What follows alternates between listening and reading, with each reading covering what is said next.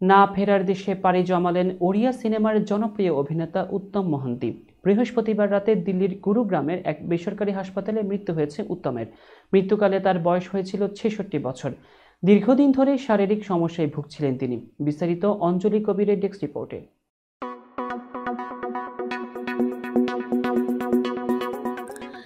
ভারতীয় বিনোদন জগতে ফের নক্ষত্র পতন ঘটেছে।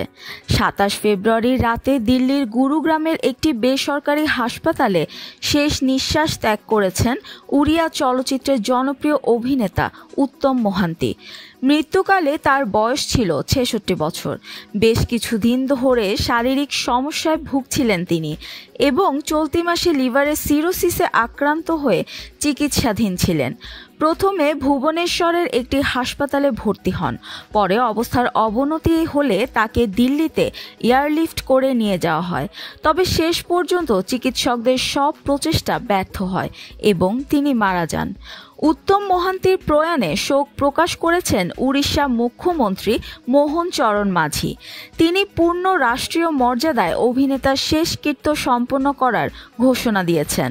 উত্তম মোহান্তির মৃত্যুতে ওড়িয়া চলচ্চিত্র জগতে গভীর শোকের ছায়া নেমেছে।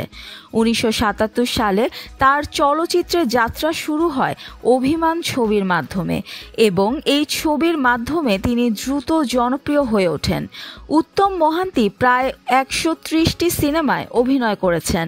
এর মধ্যে ৩০টি ভারতীয় বাংলা সিনেমায় এবং একটি হিন্দি সিনেমাতেও তার অভিনয় ছিল।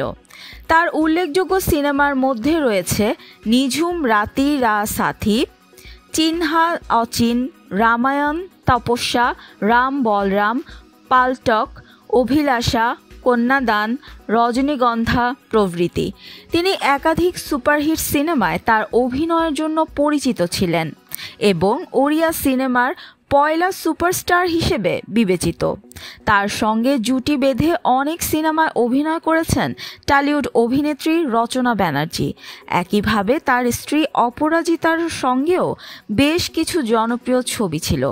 বর্তমানে বউ বুট্টো ভুটা সিনেমার শুটিং শেষ করেছিলেন উত্তম মোহান্তি, যা আগামী ১২ জুন মুক্তি পাওয়ার কথা ছিল। তবে না ফেরার দেশে চলে গেলেন এই কিংবদন্তি অভিনেতা, যার শূন্যতা চলচ্চিত্র জগতে চিরকাল অনুভূত হবে।